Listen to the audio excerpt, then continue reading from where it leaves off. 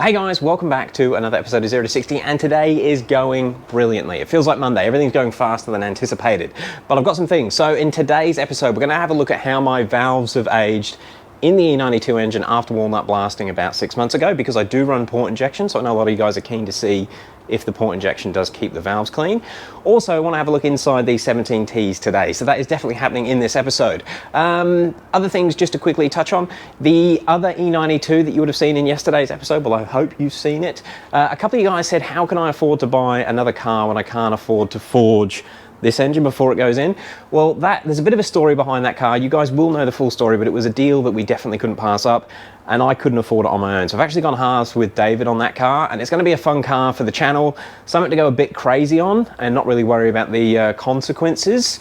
So we'll try and go really fast with that car, but it's going to be a long-term thing, but you will see an update on it. We're going to try and actually fix it and get it working first, because it is in a very heavy limp home mode.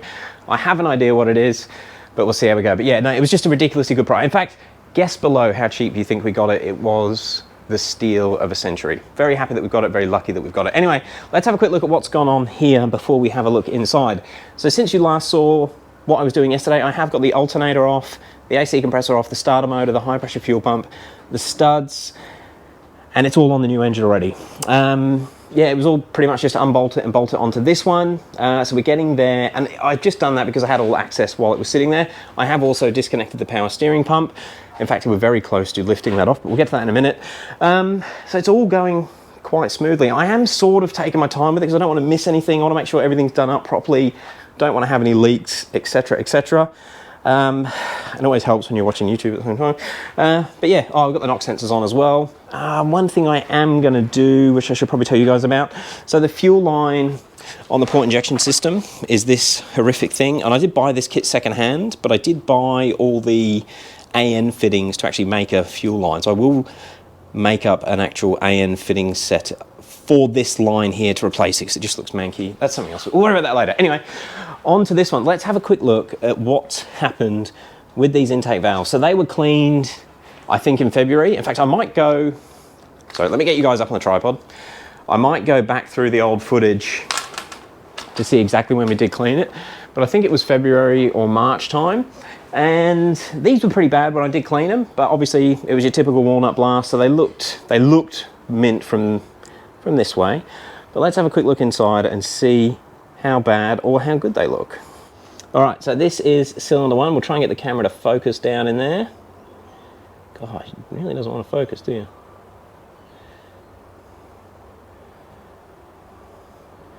All right, so you can see there's a fair bit of build-up on the valves already. Yeah, okay, this hasn't done that many kilometers, probably around 5,000 K since they were cleaned. Can't quite see that one, but again, yeah, reasonable amount of build-up. Come on. Cylinder 3. Focus. Yeah, again, you can see there's a good coating on the valves. Ooh, 4. Now keep in mind, this is the cylinder that we've had the problem with. That one is particularly dirty, that one. That's interesting. So that valve there has definitely got more carbon on it than the rear valve. Cylinder 5, oh, actually these look similar to 4.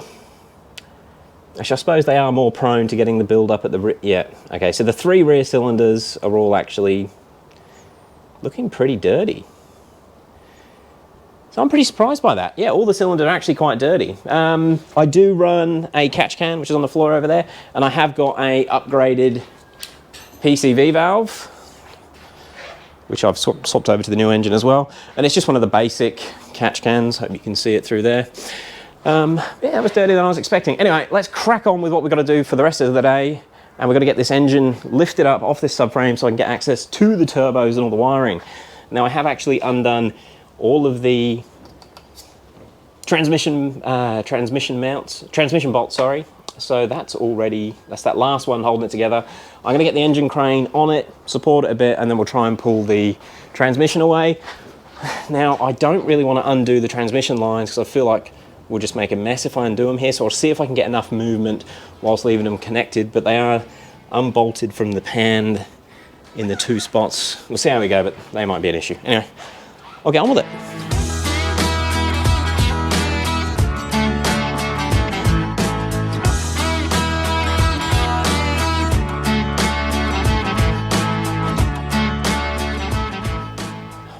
Well, unfortunately, there's just a little bit too much tension on the transcooler lines, so we're gonna have to pop them off and see how much mess we make.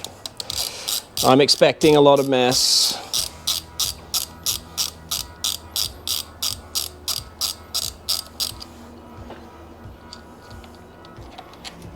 Transmission fluid. Oh. Okay, that's not terrible, but it'll probably just keep seeping out. So that's off. All the gearbox, yeah, gearbox goes back. Torque converter's not going to fall out. Cool. No, don't leak. Don't leak. Stay there for a minute. All right. So what can you go? Let's get you a better angle.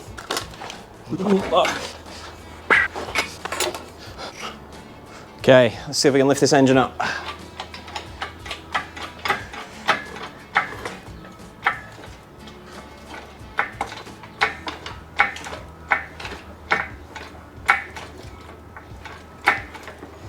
Okay, well, the mass of the engine is lifted up. The subframe has stayed still, just apart from some electrical connectors. And this motor mount is, sorry, the motor mount on this side is grabbing, but I think it's just because it's gone on a funny angle.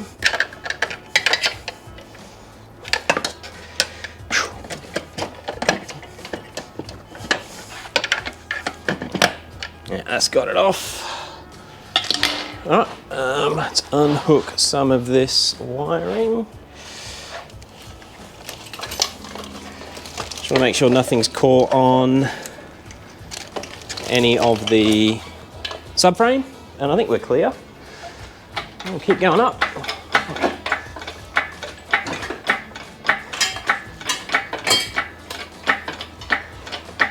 Oh, it's a mess. Please stop leaking oil.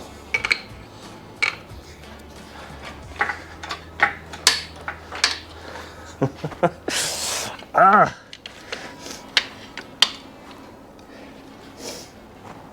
God.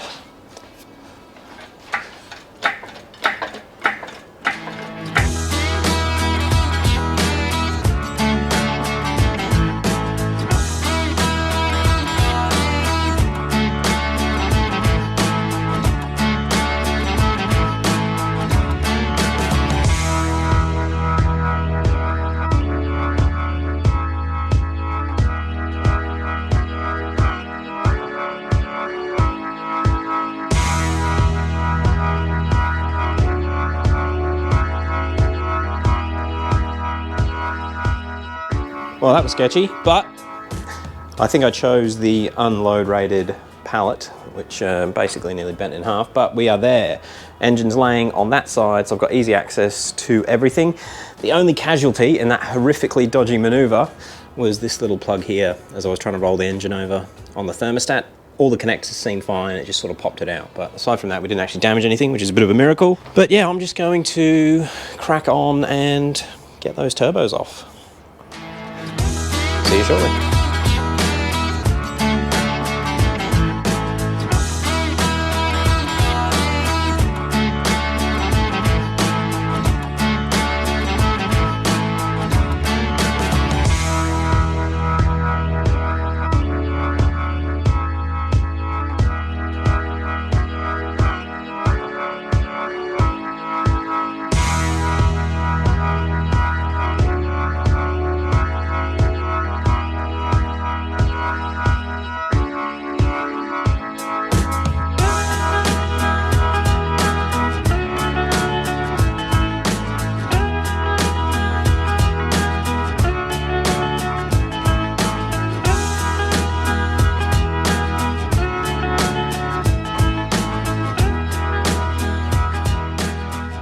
Now I'm not sure, but because I wasn't really paying that much attention at the time, but I think it's taken me 20 minutes to get everything off and ready to actually undo the turbos. And I thought I'd film this part because when I did it last time, when the motor was in the car, undoing these 16, I think it's 16, copper nuts took 1 or 2 hours because of the access I had to it. So let's see how long it takes now. Ah! I missed it. I wanted to try and film it, and I managed to not friggin' film it. Anyway, it was about 60 seconds to get them all off. I've got them all down here. So, we should be able to lift the turbos off. Yeah, it just fell off. Okay, that's one. I'm not going to look inside it straight away. I'm going to keep the surprise. That's the other one. So, let's see.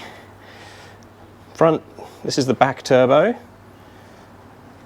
It's a bit of moisture in there, which is a bit annoying. There's a fair bit of rust. But, what? Oh, it's just the seal. Shaft play on the back one.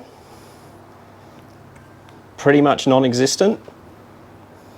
Very, very minimal amounts of shaft play on the exhaust side. Check the cold side. She feels good. That feels like pretty much like a brand new turbo. Now the back one, this one's got oil in it.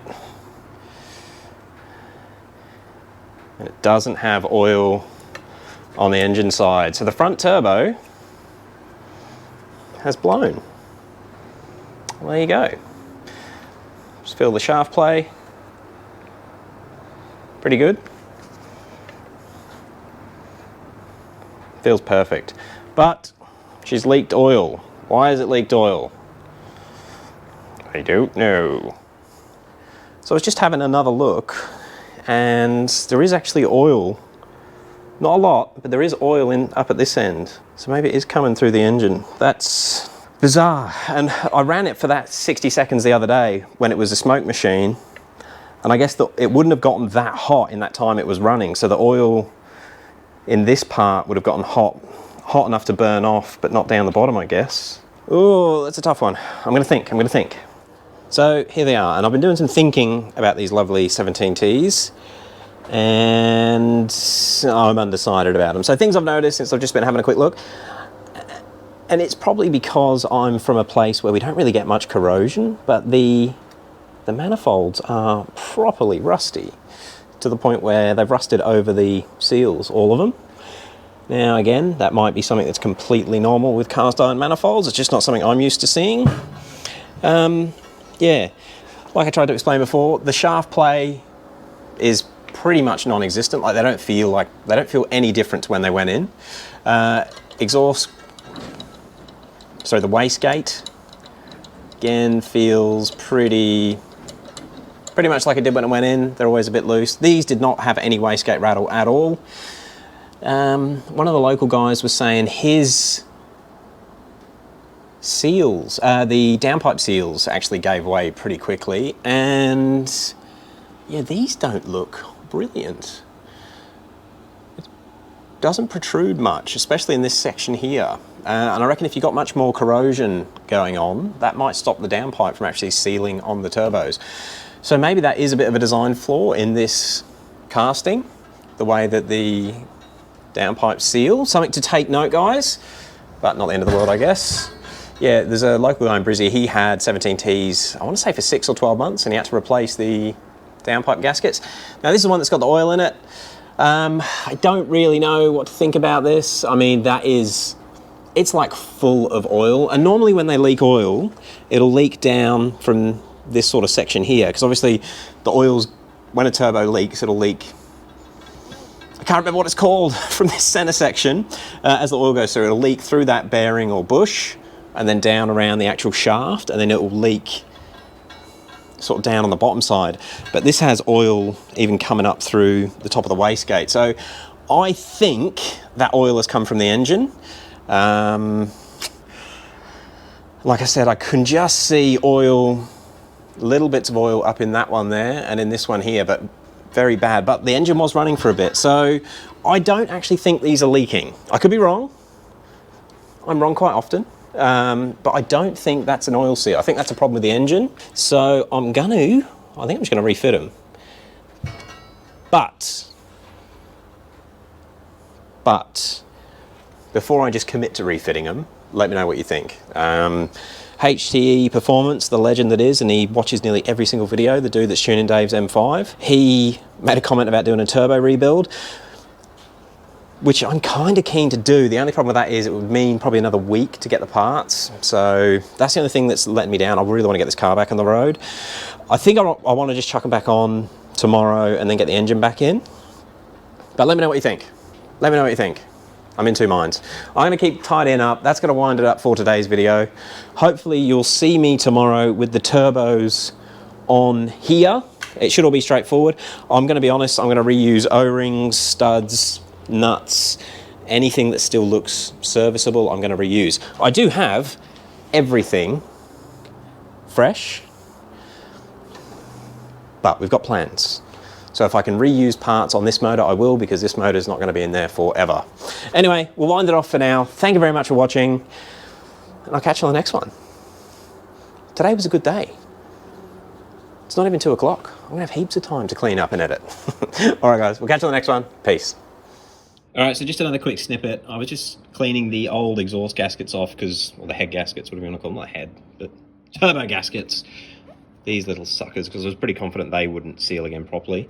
And that is cylinder 4, I think. Yeah, it is. That's the front turbo, that's the back turbo, that's cylinder 4. And it has an interesting oil splatter pattern around it. Coincidence? What do you guys think that's got something to do with it dying? Was this not sealed properly? Did it get too hot? But yeah, definitely hadn't touched it until that point there. It's oil, it's not fuel. Could be a coincidence, or something could have been up with the way that was sealing. Let us know what you think.